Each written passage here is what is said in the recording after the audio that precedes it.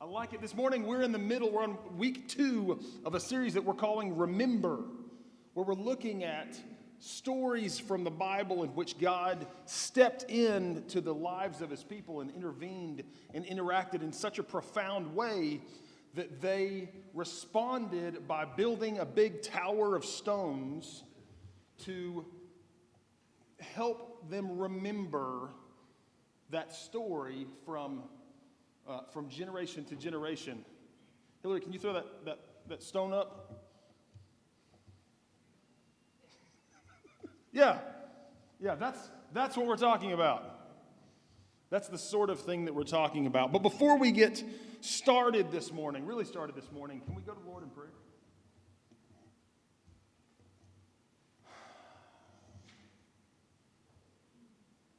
Thank you for being the God who teaches us over the course of our lives and who teaches us who you are, but then continues to teach and continues to teach and continues to deepen and continues to broaden.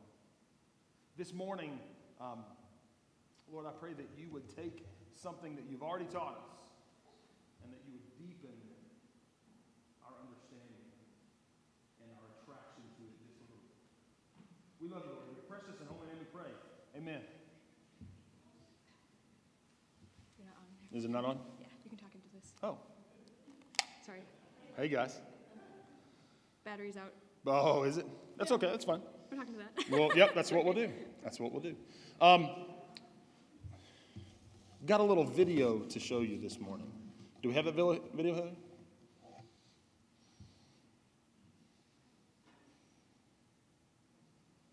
Hey, can you do something for Daddy? Can you do the Lord's Prayer? No. Okay, Natalie will try it for Daddy. Okay? Wait, wait. Say it really loud, okay? Oh, Father, to have your name. I can't come, I love you down, and not have the good in heaven. Give us this day a daily bread, and forgive us our trespasses, as we forgive those who trespass against us, and you do not into it. And lead us not. And you do not into temptation. Amen. No, but for the Father of heaven, I see Mama. I see Mama coming. Hey girls, come here. Okay, can you both do it for Daddy? Do it together. Wait. Scoot together. All right, and do it for Daddy. Ready? Our who.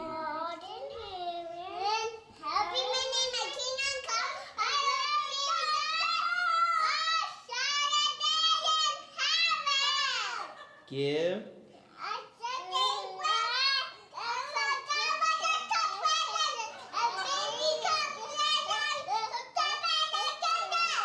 And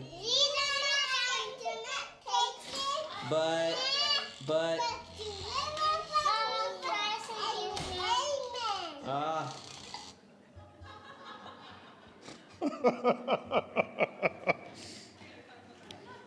Have you ever known something really well, sort of? I'll give you an example. When I was first learning my alphabet, I learned that there are 23 letters in the English alphabet. Right? 20. Oh, well, hold on a second. I knew my alphabet. I could sing the song the whole bit. Let's count together. A, B, C, D, E, F, G, H, I, J, K, L, M, N, O, P. I knew my alphabet, sort of. When I was a little bit older, I learned all of the books of the Bible, and I could say them by heart. In fact, I'm expecting you to be really impressed here. I could say all the books of the Bible in under 30 seconds. Genesis, Exodus, Leviticus, Numbers, Deuteronomy, Joshua, Judges, Ruth, 1st and 2nd Samuel, 1st and 2nd Kings, 1st and 2nd Chronicles, Ezra, Nehemiah, Esther, Job, Psalms, Proverbs, Ecclesiastes, Song of Solomon, Isaiah, Jeremiah, Lamentations, Ezekiel, Daniel, Hosea, Joel, Amos, Obadiah, Jonah, Micah, Nahum, Habakkuk, Zephaniah, Haggai, Zechariah, Malachi. The problem was, if you asked me, where is 1 Samuel? I would have to start at Genesis and do all of them again until I got to 1 Samuel, and then I would know, oh, it's right after Ruth. See, I knew the books of the Bible. Well, no, I didn't know the books of the Bible. I knew a long string of phrases that happened to sound like books of the Bible. Much like these girls just recited very loudly a long string of phrases that happened to sound like the Lord's Prayer. Right? Well, as I grew up, I found that I would read things about God in the Bible, and I would understand them, at least in the sense that I understood the words. But, well, so the Lord's Prayer is a great example.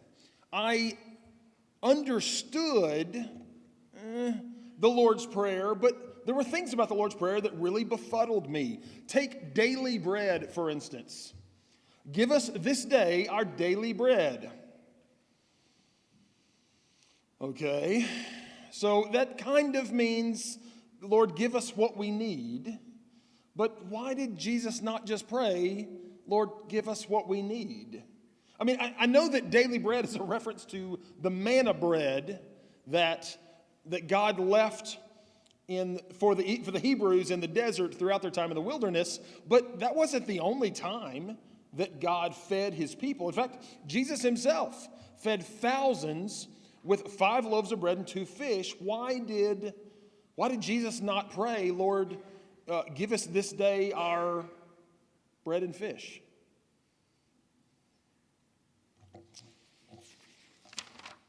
Interestingly enough, the Bible is full of places where God tells his people something about himself only to let them wonder what that really means until sometime later when he illuminates more fully what that means. God tells it or describes himself as merciful, and only until years later does he show what it means that he is merciful. He describes himself as just, only to wait generations to show what it means that he is just. This is what we find in our story this morning. Last week we talked briefly about a man named Abraham, and the world knows Abraham because at a time in which Abraham was really just living his life in a land called Haran, this very specific, in a world with many gods, this very specific, previously unbeknownst to Abraham, God named Yahweh comes to Abraham and says to him essentially what is this: Abraham, I want to be your only God, and I want you to be my special people, and I'm going to make you into a mighty, numerous tribe, and the land that you're currently standing on will be yours and your descendants forever. And over the next 4 chapters of Genesis, we see Abraham really struggling with the ramifications of the realities of what it meant to live in this particular place in the world at this particular time in history. For instance, there was no overarching kingdoms. I mean, this was the middle of nowhere. And there were no overarching kingdoms with patrolling police forces to protect people. There's no one to prevent, say, one tribe of herdsmen to raid another tribe of herdsmen and kill all the people and take all the herds. Now, within the cities, there were, but the cities were small. And there was a lot of space in between the cities that people lived. There was just no one that you could count on for that kind of protection. Similarly, outside of those various cities, there was no one to assure that when you made a deal with someone that they would honor that deal. It was actually pretty Lord of the Flies-ish, if we want to draw to a modern literary comparison. And so the most common way that these tribal leaders like Abraham would try and assure the safety of their tribe was to establish a formal, what we call covenant relationship with other tribal leaders. In a covenant relationship, the two parties involved became like one in a very real sense. Each party was saying to the other, everything that I have and everything that I am is now at your disposal. I'm going to say that again. That's important. You got to catch this. In a covenant relationship, each party was saying to the other, everything that I am and everything that I have is at your disposal, and vice versa. This is what we do today in a marriage covenant. A man and a woman, two distinct individuals, come together to become what the Bible calls one flesh. Right? This means yes, this means no, guys. Are you following me? Are we on this? And even in those parts of society today that have cut ties with Christianity, they still recognize the societal ramifications of something like a marriage covenant, which is why when we see divorce, there's enormous logistic ramifications to try and take two people who have become one and once again make them two people. It's not just, hey, see ya. There's a lot to it. It's because they've become one. What's very different between covenant making today and covenant making in Abraham's time was how they formalized that covenant. What would happen is essentially this. They would take an animal, a big animal for a big weighty covenant and a little animal for a little covenant, and they would cut it in half this way. Imagine taking a bull and trying to cut it in half that way. I really don't know how they did it. I would love for one of our professors in the room to explain that to me sometime. That'd be really interesting to me. But they would take these two halves. I see you, Mike. You're smiling. I see it. They would take these two halves of the animal and they would lay it on a hill with a slight decline so that the blood from these two halves would kind of pool in the center a little bit. And then each party of the covenant would walk through this trickle of blood.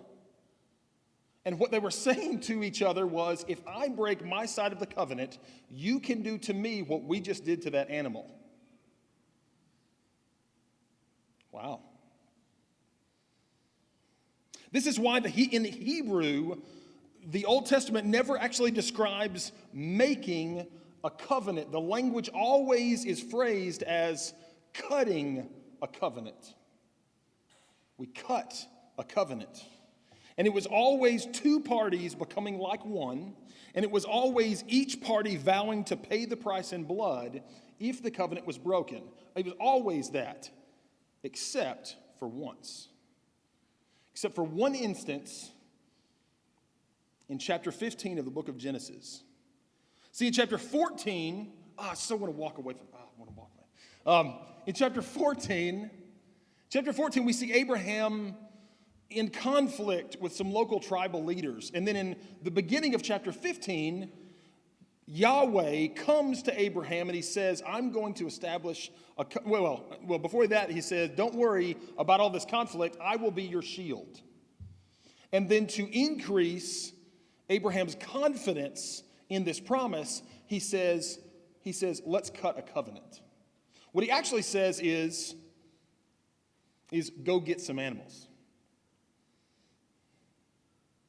Yahweh said to Abraham, you and I will become, don't miss this. Don't miss the weight of this. A God says to an individual, you and I will become like one. That's significant. And everything that I am and everything that I have will be at your disposal, and vice versa. However, there were a couple of unique things in this particular covenant that Yahweh cut with Abraham. The first is that God actually didn't ask Abraham to cut an animal. He asked Abraham to cut 5. A cow, a sheep, a goat, a dove, and a pigeon. That number of animals involved in this Yahweh had to have communicated to Abraham that the weight of this covenant relationship so far exceeds that of anything that you've ever seen anywhere. The second interesting thing about this covenant was that whereas normally one party of the covenant would walk through the blood, and then the other party would walk through the blood, and they were saying to each other, they're saying to each other that if I break the covenant, then I'll pay the price in blood. And if you break the covenant, then you'll pay the price in blood. In this instance, that's not what happens. In chapter 15, we see God come and put Abraham to sleep. And then God appears as a smoking fire pot, and he passes between the pieces. And then what we would expect is for Abraham to wake up and to pass through the pieces, but that's not what we see. What we see is after God passes through the pieces the first time, he changes and he appears as a blazing torch, and he passes through the pieces again. It's as if God said, if I break the covenant, I'll pay the price in blood. And if you break the covenant, I'll pay the price in blood. Now, we know the end of the story. We have the benefit that we know the end of the biblical story, and we know that there comes a point where Yahweh ultimately sends his own son to spill his blood and pay the price for the sin of mankind. We know that. But Abraham didn't have the benefit of knowing the rest of the story, and you've got to imagine that for years after this, Abraham sits by the fire and remembers this instance of cutting a covenant with Yahweh God and wonders, what was the relevance of this? What are the ramifications of this? Well, Abraham lives the rest of his life. Probably something like 40 or 50 years pass. And Abraham and his wife, they finally bear their first child when Abraham was about 100. Just remember, guys, it's never too late. Abraham and his wife, they finally bear their first child. And the whole time Yahweh upholds his promise to protect Abraham. And Abraham's covenant with Yahweh means that everything that God is and everything God has is at Abraham's disposal, and vice versa. And when Abraham's son is probably between 10 and 15 years old, God comes to him and asks for something that Abraham has. If you have a Bible, turn with me to Genesis chapter 22, verses 1 through 14. If you don't have a Bible don't worry about it. We'll have the text on the screen. But reading from the New International Version, verse 1 says this: sometime later, God tested Abraham. Oh, sorry, I'm not behind the pulpit anymore. Sometime later, God tested Abraham. He said to him, "Abraham, here I am," he replied. Then God said, "Take your son, your only son, whom you love, Isaac, and go to the region of Moriah and sacrifice him there as a burnt offering on a mountain I will show you." Early the next morning, Abraham got up and loaded his donkey. He took with him 2 of his servants and his son Isaac. When he had cut enough wood for the burnt offering, he set out for the place God had told him about. On the 3rd day, Abraham looked up and saw the place in the distance. He said to his servants, "Stay here with the donkey while I and the boy go over there. We will worship, and then we'll come back to you." Abraham took the wood for the burnt offering and placed it on his son Isaac, and he himself carried the fire and the knife. And the 2 of them went on together. Isaac spoke up and said to his father Abraham, "Father?" "Yes, my son," Abraham replied. "The fire and the wood are here," Isaac said, but where is the lamb for the burnt offering?" Abraham answered, "God himself will provide the lamb for the burnt offering, my son." And the 2 of them went on together. When they reached the place God had told them about, Abraham built an altar there and arranged the wood on it. And he bound his son Isaac and laid him on the altar on top of the wood. Then he reached out his hand and took the knife to slay his son. But the angel of the Lord called out to him from heaven, "Abraham, Abraham." "Here I am," he replied. "Do not lay a hand on the boy," he said. "Do not do anything to him. Now I know that you fear God because you have not withheld from me your son, your only son." Abraham looked up, and there in a thicket he saw a ram caught by its horns. He went over and took the ram and sacrificed it as a burnt offering instead of his son. So Abraham called the place, "Yahweh will provide." And to this day it is said, "On the mountain of the Lord it will be provided." There are a couple of things that we need to say before we begin to tackle this, because the first is that we know the end of the story. Because we know the end of the story, it's really hard to put ourselves in the mind of the characters. Because it's easy for us to think, oh, God was just testing it. Well, in fact, the Bible does say God was testing Abraham. Abraham didn't know that. It's easy for us to say, surely Abraham knew in his heart of hearts that a good deity like Yahweh would never really ask for a human sacrifice. And as a result of our knowledge of the end of the story, we turn this into a PG-rated version, and the thought of our God actually asking for human sacrifice is appalling to us. But the problem with this is that undoubtedly, while Yahweh asking for Abraham to sacrifice his only son would have been heart-wrenching for Abraham, it probably actually was not all that surprising. Human sacrifices were not uncommon in that world. And when it came to ultimate acts of devotion to a God, sacrificing one's own child was actually fairly common.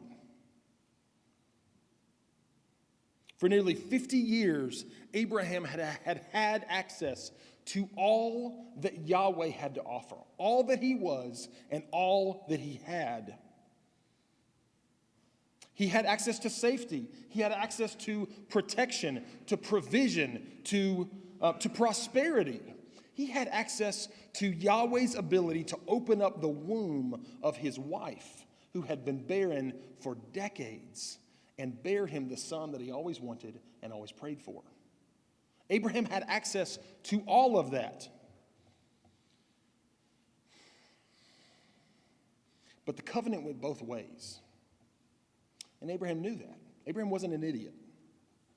Abraham knew that the vice versa was true as well. And now, 50 years later, God comes to Abraham saying, "I want something that belongs to you. In fact, I want what's most precious to you."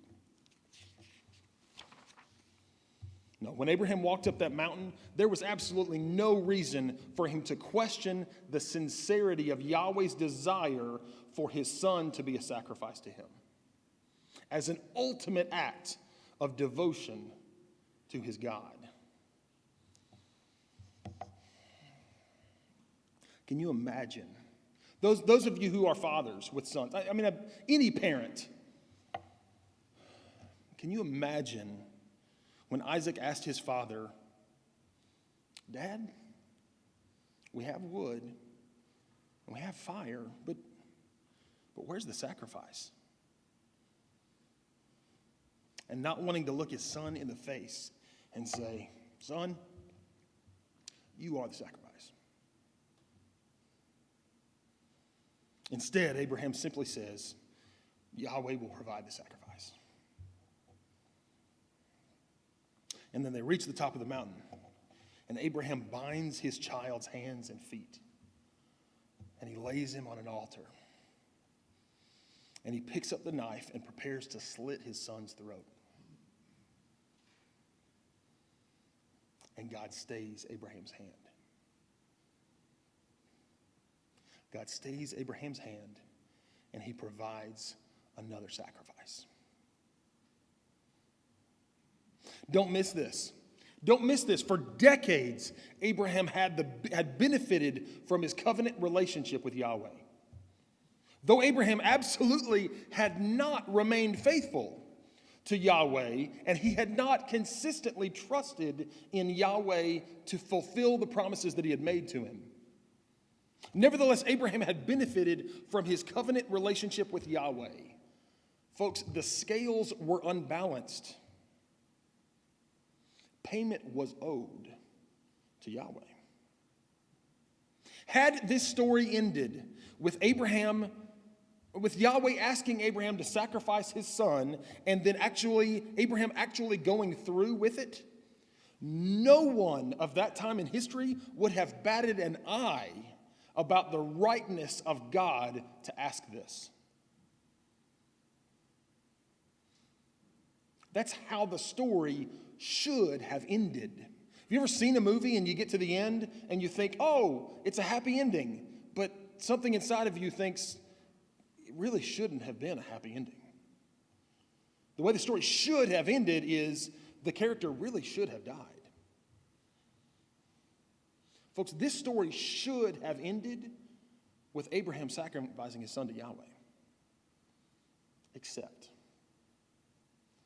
that God had already stated very clearly, if there is a blood price to be paid, I'll pay it. Abraham didn't really understand the ramifications of that half a century before when he cut that covenant. But you can almost see Abraham standing at the top of that mountain with his son on that altar. And he looks up from the altar and he sees a ram caught in a thicket a ways off, and Abraham's eyes widen and he thinks, oh, that's what he meant. Yahweh will provide. And roughly 2,000 years later, Yahweh and his precious only son stand looking down at humanity. And Jesus turns to his father and says, Dad, where is there a sacrifice that will be sufficient? And Yahweh looks at his son and says, Son, you are the sacrifice. And once again, Yahweh shows even a little bit deeper and a little bit more clearly that he will always provide. Growing up, I thought that I knew what daily bread meant. And then I grew up. I grew up and I got married, and over and over and over again over the last almost 12 years, God has allowed my wife and I to be in situation after situation after situation in which he provided what we needed right when we needed it. Not days or weeks before, not lots more, but what we needed right when we needed it. I remember maybe 3 years ago, I had to work, and Jess and the kids had a little break week. And they went up to Kentucky to visit family, and while they were in Kentucky, without me, the transmission on a minivan blows up. Irreparable. And all of a sudden, they were stranded hundreds of miles away from me. Thankfully, with family, but still. And we didn't have the money to buy another van, certainly not the kind of van that I would be comfortable sticking my family in and driving 8 to 10 hours back to me. And that night, I remember Jess and I had this really difficult phone conversation where we looked at our checking account and we looked at our savings account and we looked at everything that we thought we might be able to sell, and the numbers just weren't adding up. Just weren't adding up. And we didn't have much time because within a few days, Jess would have to be back at work at home. And we prayed. In my memory, we thought we prayed hard. We probably didn't pray hard enough. But then a couple of days later, about two to 3 days from when Jess and the kids absolutely had to leave Kentucky because Jess had to be back at work, we found out from a friend, an anonymous benefactor had given a friend of mine, having no knowledge of us, had given a friend of mine $11,000 and told him Jason, you know people who need help. Help somebody.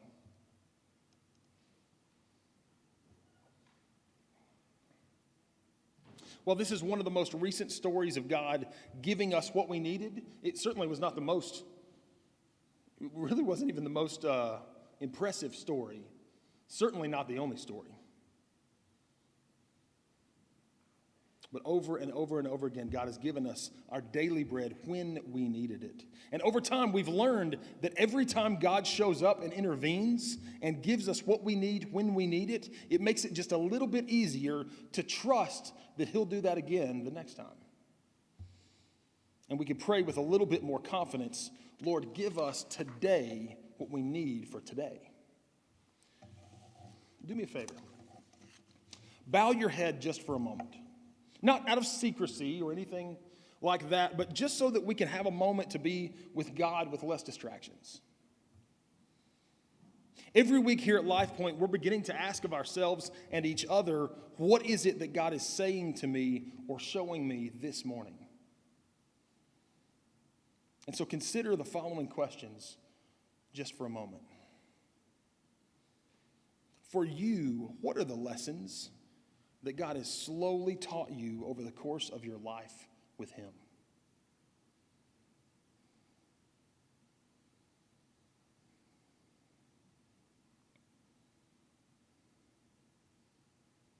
What are the characteristics of his nature that have taken you the better part of your life to really get to know and understand?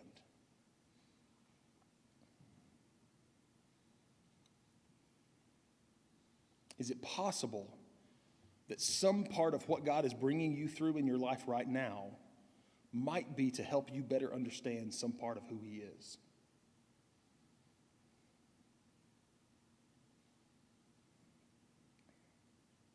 And if so, what aspect of God's character is it that he might be trying to show you a little more clearly?